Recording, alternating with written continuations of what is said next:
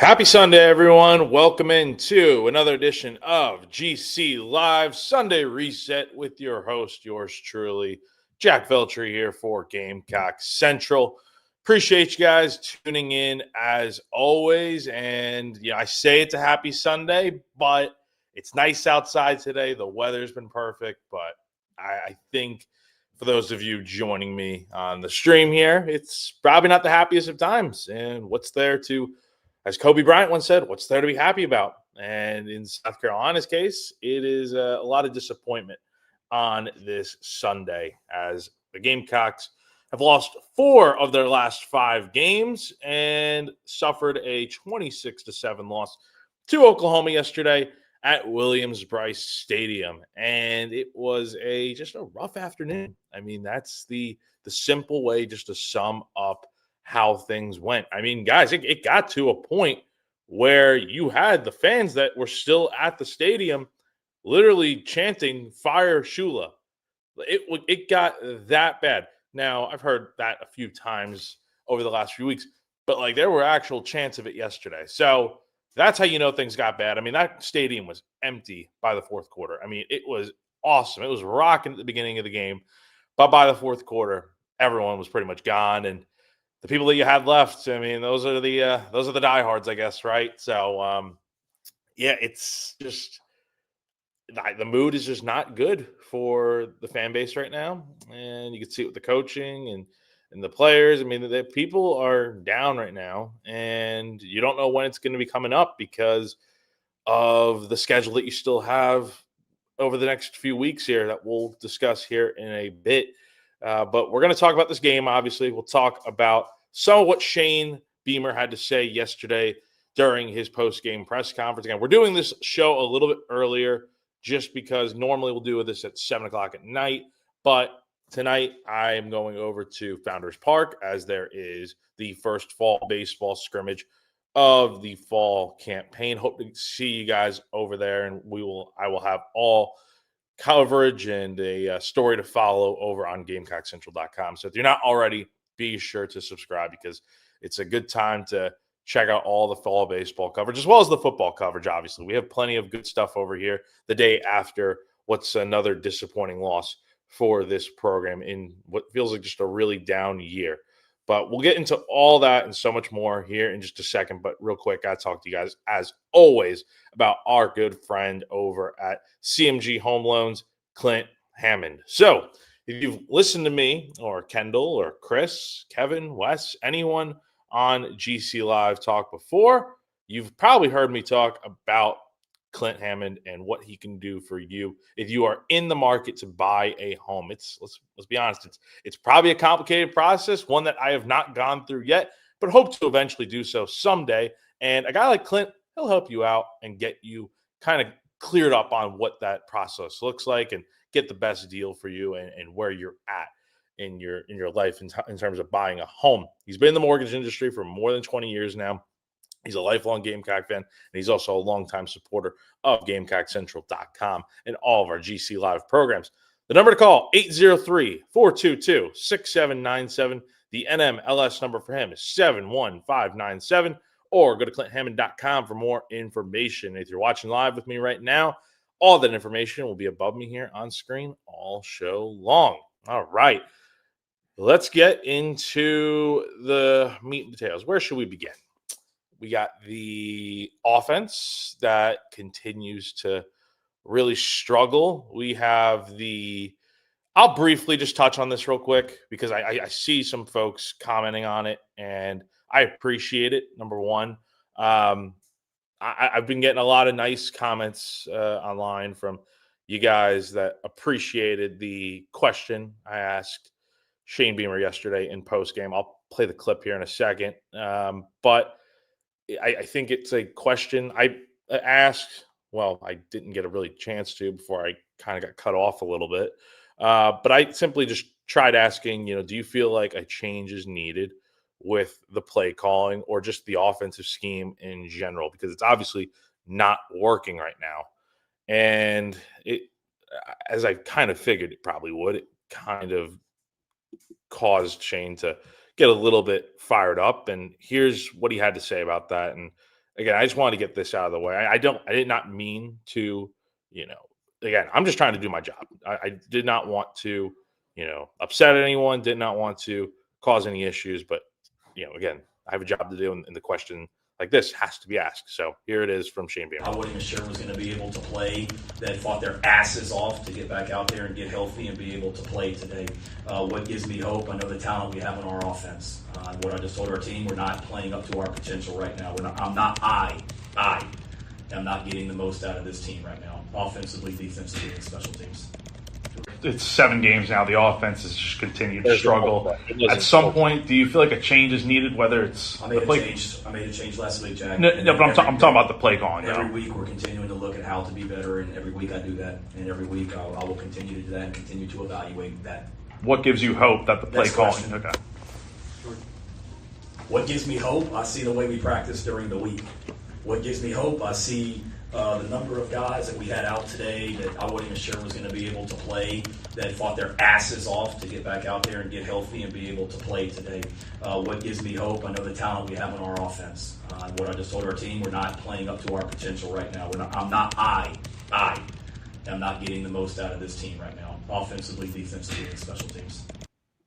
Okay, so there it is. I have no issue with the question I asked. I think it's a fair question, number one, and I have nothing to apologize for. I know that because, again, I'm just trying to do my job, and I have no issue with the answer he gave me. It's a fair question. The answer, looking back, it's fine. It is what it is. But the only problem I have with it is that I kind of got cut off and didn't really get a chance to kind of because obviously I know that Lonnie Teasley got fired. I know a change was made. I'm not stupid. I know that, but I'm trying to get an answer to okay, do you feel like a change is needed to the play calling? Because the offense, as we get into, was just not good yesterday. I mean, we will break it down here in a second, but I mean, the red zone play calling was just so abysmal in this game that it took South Carolina. They did not get they were down in the red zone on the first offensive drive of the game. Had 4 plays. They were at the 9-yard line, didn't get in. Turnover on downs at the 3-yard line. Then later in the game, in the first half, you have another drive where you're in the red zone again, thanks to a few pass interference penalties that went against Oklahoma. And it took until 4th and goal for kind of just a backyard football type play where Sellers just lofted it up to Nick Harbor and caught it. And again, they couldn't get the ball in the end zone with these runs up the middle that I think probably had a lot of you guys probably just pulling your hair out as you're watching that, like, what the heck is going on here? I think back to a few weeks ago during the Missouri game when South Carolina had 1st and goal at the 2-yard line, and you run a play action pass with Sellers, and he gets dropped for a 13-yard loss on a sack. So I'm like, and honestly, again, I've been on record saying I don't mind that play call from the Missouri game. I don't think it's a bad play call because if Sellers was able to see Jordan Dingle open in the end zone, it's a touchdown. Or you just throw that ball away and you got 2nd down at the 2-yard line. My problem here is just that I just felt like there was no creative juices flowing in that situation. And so that's ultimately why I asked the question. Again, it's a fair question, and I wish it were handled a little bit better, but I understand the frustration in that moment. And so I have no issues with it. Again, Shane's a good dude, good coach, and it's obviously just a tough spot to be in right now. And, tough questions have to be asked. So we're moving on from that. That's all I'm going to say about that. So, again, appreciate you guys with the nice comments and support and all that. But, again, it's, I understand both sides of it. Now, back to the offense, because that's we're not done with this offense yet. Besides the red zone, it was bad. It was bad. You had 224 total yards in this game.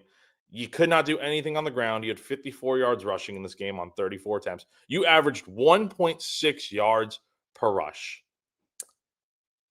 And again, you went over for 100 yards without the sacks in there, but the sacks are included, and There were a lot of them yesterday. I don't think the offensive line play really improved at all. Give 6 sacks yesterday for 53 yards lost. Guys, that's not good. That's not good. And I'll say this, during pregame yesterday, I'm down near the field and I'm seeing Sean Elliott work with the offensive line and stuff. I loved what I was seeing. Loved what I was seeing. Complete 180 from everything else that had been going on previous this season. The energy was there, and you could tell Elliott is the right guy for this job. However, there is only so much you can do, and I think this was kind of the concern a lot of people had coming into the weekend was it's great. You made a coaching change. It had to be made. But there's only so much you can do with this offensive line. At the end of the day, it's just not a good group. It's as simple as that. There's no sugarcoating it. The run game was not there yesterday because the run blocking was not there. The pass protection was just not good enough. Now, I think one thing that we do need to talk about, and this is a good comment here brought up by Steve Ellis. Thank you for watching, Steve. The excessive loss of yards on sacks is on Lenore Sellers. I agree. This is something that I don't think people talk about enough because, look, Sellers has gotten some criticism this year from the fan base, but probably not as much as he should for the sacks that he's taking. And he just, like, you watch that game yesterday, and he's just not throwing the ball away. I mean, what are we doing here? Throw the ball away. I'm not saying he's playing hero ball, but some situations it's like the play is broken. It's done. Throw the ball away and don't take a 15, 18-yard loss on a sack. You're only hurting your team doing that stuff. I know the blocking's not great. We can only use that excuse for so long. At some point, it is just what it is. You got to just deal with the blocking for what it is. It's just not good. And you got to throw the ball away. It's as simple as that. And there's a lot of issues offensively right now. And Lenore Sellers played okay yesterday. Passing game was just fine, I guess. 17 of 25 for 124 yards and a touchdown. Completed 68% of his passes. I liked what I saw out of Cutter Woods, actually, when he got in the game on the final drive. 4 of 6 for 46 yards and then threw an interception in the end zone. But he nearly led South Carolina down the field in one drive. But again, I think Sellers, you expect more out of him. I don't think the 300-yard passing game he had against Missouri a few weeks back, the run game wasn't working for him that night. But I do think, like, it's okay to have the expectation of, we should be seeing him throw for 200-plus yards and run for 50 to 70 yards or more. By the end of the game, he should account for 250, 200 yards on his own. But yesterday, again, the sacks are adjusted in there. I mean, he gained 45 yards on the ground, but he lost 54 because of the sacks. Again, some of that was on him. But the passing game, it just felt like it wasn't there. But South Carolina, as I mentioned, really tried to establish the run in this game. They ran the ball a lot, especially in the red zone, as I went in detail about before. Rasul Faison, 10 carries, 50 yards. Had the one long run for 36 yards, but didn't do too much after that. I think one bright spot we could talk about offensively, how about Jaden Sellers, Lenore's brother, just stepping up and having a nice game, kind of just out of nowhere this year. You kind of thought he probably got lost in the shuffle amongst the freshman wide receivers, but, Brian Rowe got suspended yesterday, so he wasn't playing. Donovan Murphy had 2 catches for 24 yards, but those both came at the end of the game. I mean, Jaden Sellers stepped up as the freshman receiver and just the overall team leading receiver yesterday with a game-high 6 catches for 57 yards. He averaged 9.5 yards per catch, and it wasn't garbage time catches. I mean, some of them were kind of when the game was out of hand. But he was in there from the very start of this game making plays. So big kudos to him right there. And, again, Shane's talked about it many times. If you practice well, you will play on Saturdays. And it seems that was the case, rewarding a guy that has been doing well in practice by all accounts. Now, there's only one other really good thing I can talk about in this game, because then we're going to get right back into the negatives, because there are a lot of them. Believe me, I don't take much joy in being the negative Nancy over here. But the penalties were down. That's another really good thing. I mean, you had 4 penalties for 35 yards in this game. Didn't commit a single penalty until nearly 40 minutes into this game. That's a good step in the right direction if you're South Carolina.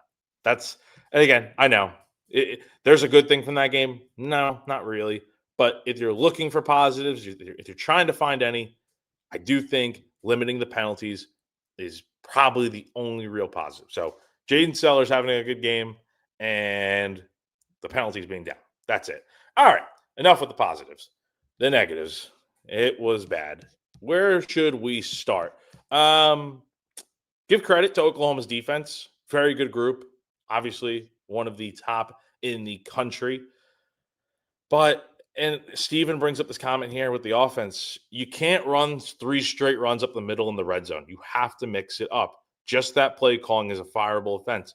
I agree. You can't be calling that sort of stuff right in the red zone. I mean, it's okay. So you're at the 9. So it's okay to run it when you're down at the 2-3 yard line or on the first play. I get it. But after second down, when you don't see it working, again, I know you got down to the 3-4 yard line, but you know what your blocking is, and you know, you have to score here on the first drive of the game. Because if you turn the ball over here, that's a momentum killer. That is. You have a chance to tie this game up right after Oklahoma scored on the first drive of the game. And you do turn the ball over on downs. So it was just a sequence that I think kind of set the tone for the game because you nearly turned it over again on downs later on in this game. And there were also just a lot of 3-and-outs. I think an underrated drive that not enough people talk about is the opening drive of the second half where Carolina gets the ball back. It's 14-7. Again, you whiffed on getting some points at the end of the first half after Brady Hunt couldn't get out of bounds on a catch inside the 30-yard line, which would have set up for a potential 47-yard field goal for William Joyce there to make it 14-10 potentially, but didn't get any points there. But you do get the ball back to start the second half, and what do? You immediately go 3-and-out. And I wrote about this in my 5 plays that led to South Carolina's loss yesterday. And again, I've seen some of you saying that there's way more than 5 plays. Well, yes, I agree. But the concept of the story is it's 5 plays. This was one of them I picked. 3rd and 1, and Rasul Faison can't get a single yard. Gets stuffed. And a lot of it is on blocking. A lot of it is on just Faison not being able to get the yard. I mean, look, it's 1 yard, and South Carolina couldn't get it, and they punt. And that, I think that was the dagger. I mean, again, that just felt like a wasted opportunity because you get the ball back to start the second half, get some momentum on your side, and you fail to capitalize on anything. 3rd and 1, and you can't get a yard. We could also talk about the fake punt. This is the 3rd straight week that South Carolina has attempted to run one, and it didn't work again. This one felt so much more obvious, though, because Oklahoma was ready for it. The fan base was ready for it. Everybody knew it was coming. And the explanation kind of was from Shane after the game was that they saw something earlier in the game where Oklahoma kind of kept its defense on the field. And when they saw that happen again in the 3rd quarter, that's when they knew, okay, we're going to run the fake punt here. And of course, when you leave your defense on the field, you have a much better chance of stuffing that out and stopping it compared to if you have your punt return unit out there because you have your normal defense on the field. And Oklahoma was ready for it. Mason Love just lofts a pass up to intended for Nick Harbor, and 3 guys were there for Oklahoma, and it gets picked off. And turnover on downs, Oklahoma goes down, scores a few plays later, and that's when people started hitting the exits. And that's what I'm talking about. Like, this was that type of game where it was just bad for the fan base to watch. Again, good crowd at the start of the game on a fair weekend afternoon, and just a disappointing showing from Carolina. But again, it does start with the offense, and here is what Shane Beamer had to say about just the offense in general from what he saw yesterday. Yeah, we knew there were going to be some ugly runs. Let's some really good defense. They're 1 or 2 in the country and everything. And when you're missing 3 offensive line starters and then 3 of your offensive line starters from today's game go out, it's not ideal, David. But yes, we needed to get the ball in the perimeter. We did that on the first play of the game. We needed to get the ball out in space. We did that with some of the perimeter throws to receivers, but not being able to, line up and run the ball downhill like we need to certainly was a challenge to do that today. So, again, I've talked about it plenty here. The offense was just, it was not good. Quick question here from Red. And again, drop any questions you guys have in the comments. I'll try to get to as many as I can in a bit here on the show. Appreciate you guys tuning in. As always, Red Watson asks, Jack, were you asking about change at play calling? A change at the play caller? Kind of, if that makes sense, a little bit of both, right? Because I'm not asking straight up, are you going to fire Mike Shula? That's not how it works. There's a little bit more professionalism that goes into it than that. You got to construct your questions in the right way.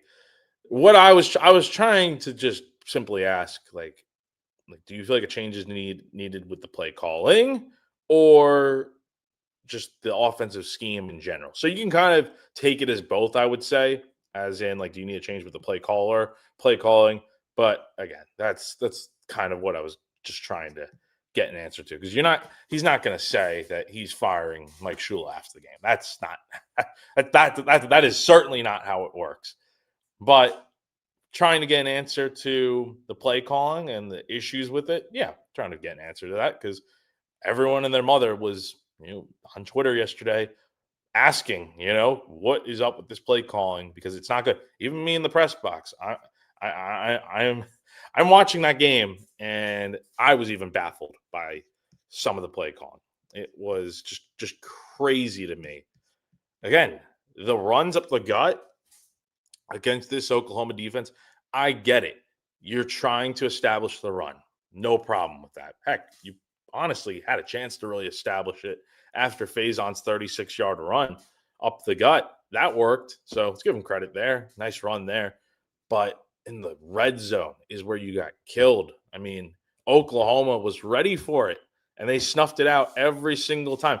You couldn't get 1 yard with Matt Fuller, your big bruising running back, who I think should be getting more carries, but he couldn't get 1 yard against this defense at the 1 yard line at the goal line. That's where things are at. And again, you just give credit to Oklahoma's defense because they're so good. But South Carolina should have done a better job of adjusting, because when it literally is the definition of insanity. Like, if it's not working on the first series, what do you think is going to happen later on? It's going to continue to be the same thing over and over again. And it was. There were so many times in this game where South Carolina did those little runs up the gut, and it just did not work. So I understand trying to establish the run, but at some point you got to do something different. It just was not working pretty much all day. That's why you finished with 54 rushing yards in this game. So I think credit goes both ways. I think it does. It's bad play calling by South Carolina, but it's also a good job by Oklahoma of being ready and like making South Carolina's life tough. So it does go both ways. But they needed to make adjustments, and they simply were not made. That is my opinion on that. Defensively, I don't know how to feel about the defense's performance in this game. It was definitely a step back over the last few weeks here. A lot of missed tackles. I've not seen the final number yet on that. But, Judge Collier had a good game. 10 tackles, 9 solo. That was his first legit, real good game of the year so far. Dylan Stewart went out early with an injury in this game, a hip injury that we'll get more of an answer on from Shane Beamer later on tonight on his teleconference. South Carolina only had 1 sack, though, yesterday. You had to get more pressure on John Mateer, Oklahoma's quarterback, and you really couldn't. And Mateer didn't do a ton, but he was kind of like Sellers. 18 of 26, 150 yards and a touchdown, completed 69% of his passes. The big difference in this game, this has been an issue for Carolina for some time now. Oklahoma went 8 of 16 on third downs. That's a real good number. That was, again, they missed out on a few early on or late in the game, but Oklahoma was seemingly converting every single time on third down. Meanwhile, Carolina went 3 of 15 on third downs, but they also went 4 of 7 on fourth down. So let's give it a little credit where it's due. But 3 of 15 on third downs, 8 of 16 on third downs for Oklahoma. That's a big difference in this game. Oklahoma, in their red zone attempts, did not kick a single field goal. They kicked one later on, but it was from 50-something yards. They went 3 of 3 in the red zone, scored 21 points. So that's where you lost the game. You could not get the stops when you needed it defensively. Couldn't get off the field on third down, and you're kicking yourself for it. So I don't think the defense played terrible. We've seen much better performances, though. And my concern moving forward is this defense is going to have a tough time stopping the Alabamas, Ole Misses, and A&Ms of the world. But you're not going to be able to win games if you don't score. That's the problem here. The offense gives me no hope moving forward that they can go out here and just win you a football game. You scored 10 points against LSU. You scored 7 yesterday against Oklahoma. I get it. 2 good defenses, but the offense is just not giving you a chance to win the game.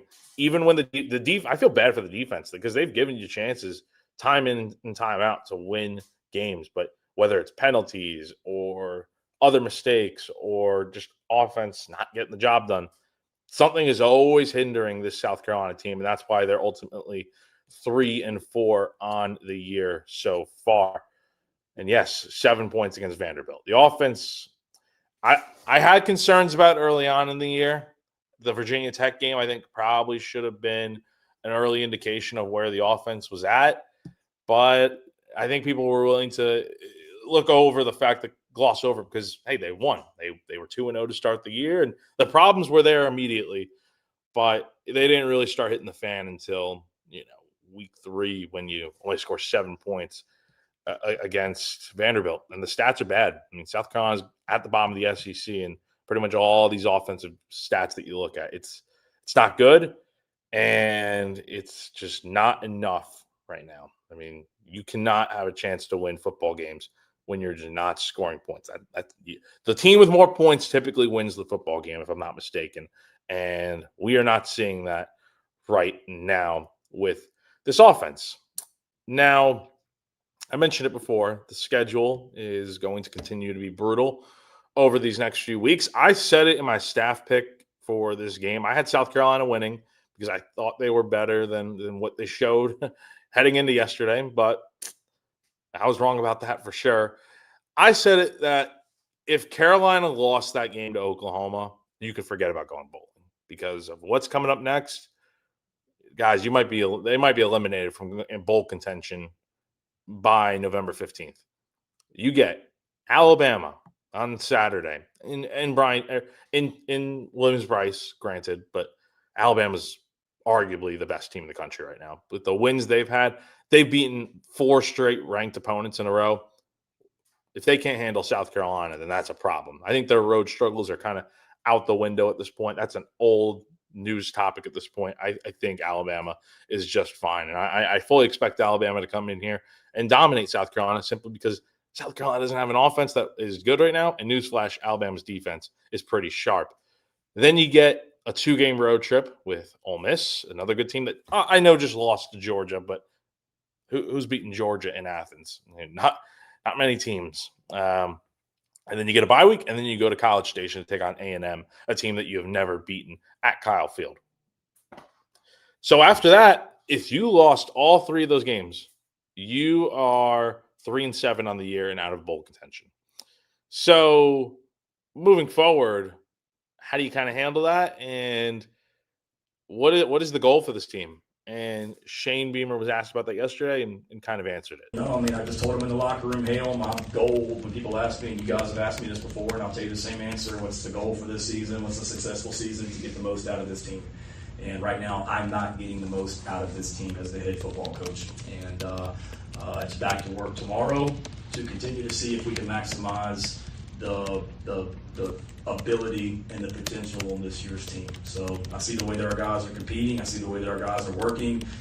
We've got to get healthy.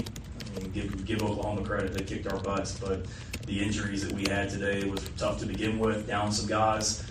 And then to have guys go out in the game and our guys continue to fight, I got to be able to do more to help them as the head coach, and we as coaches got to continue to do more to help them. But we got the right culture in our building, and that's what gives me hope.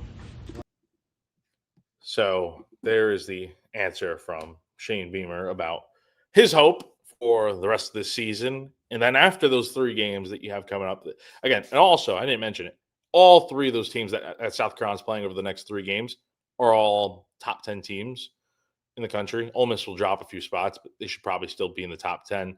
Number 6, Alabama. Number 5, Ole Miss. And number 4, Texas A&M.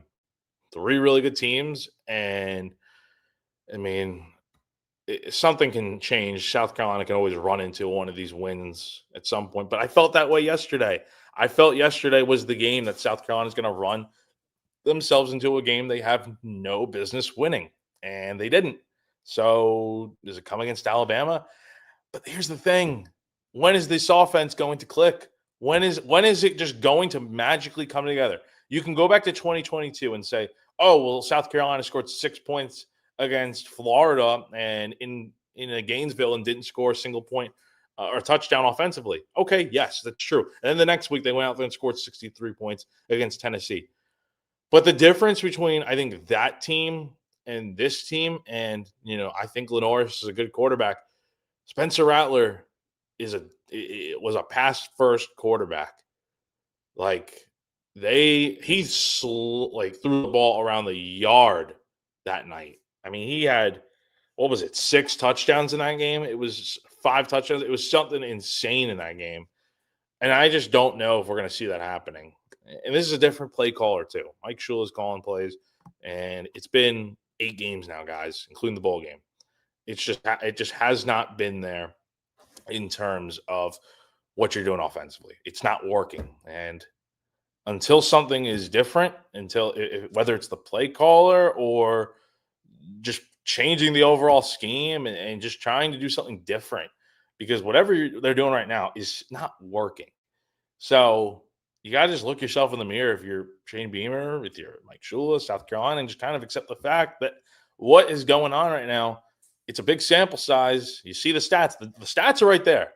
They know it. Shane literally talked about how it was alarming when I asked him about it on the teleconference last week. So you just got to try something different, right? What do you have to lose? Games, we know that, but you're not going to be favored in any of these games. It's going to be tough. So I think you just got to try something different. I don't know what it is, because we continue to hear about how they have great weeks of practice. They have a great, Shane was saying they had, quote, a hell of a walkthrough on Friday, but yet it's not leading to the results on the field. So I don't know it's not clicking. So it's just a tough time right now for South Carolina, one that you hope gets better, but it's, again, the schedule coming up, it's just not looking great.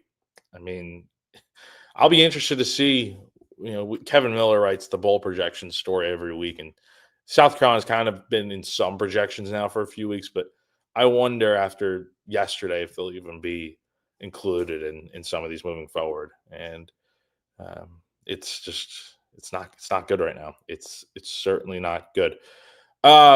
Yes, there is a teleconference tonight, 5 p.m. It's not like the live stream or anything, so it's with the media, but we always post it on the Gamecock Central YouTube page, so you can go ahead and watch it later on this evening. I'll have a full transcript posted on our website later on this evening, potentially a little bit after 6 p.m., after we get done talking to Shane, and he does not need to apologize to me. If I don't have any issue with what happened yesterday. It is what it is, and it's I'm trying to move on from it. So, but yes, teleconference is at 5 p.m. tonight. So that, I think, is going to do it for this Sunday reset. Again, a little bit earlier in the day, but again, with teleconference tonight, with baseball going on, it's going to be a little bit busier tonight. So figured we'd do this a little bit earlier in the day before NFL starts. Thank God the Bills don't play, because I can just enjoy watching whatever games are on, and that's that. So Appreciate you guys tuning in as always. Again, South Carolina falls to 3-4 on the season, 1-4 in conference play. The Gamecocks will be back in action on Saturday afternoon, taking on the Alabama Crimson Tide at 3:30 p.m. on ABC. I'll have all coverage for you and updates. And then we'll TBD on time, but we will be going back and doing Sunday reset after the Alabama game next Sunday. Could be at this time, could be at night. We will see. It just depends now with the baseball scrimmages and whatnot. That might change things moving forward a little bit with the time slot. But again, you guys are the best. Appreciate you tuning in. Thanks for all the support that you guys always give me. It is much appreciated. Be sure to give me a follow on Twitter. Jack T. Veltri is the handle for me on X. Follow us on Gamecock Central for all our social medias, Twitter, Facebook, Instagram, Gamecock Central. Subscribe to the Gamecock Central YouTube page. If you enjoyed what you're hearing, be sure to give a thumbs up, like, and subscribe, as always, to our YouTube page. And I'll see you guys on Wednesday when me and Kendall are back for GC Live, talking about the Gamecocks, talking about the loss to Oklahoma, and moving ahead, looking at this next game with the Crimson Tide. Till next time, guys, appreciate you as always, and I'll see you then. Bye.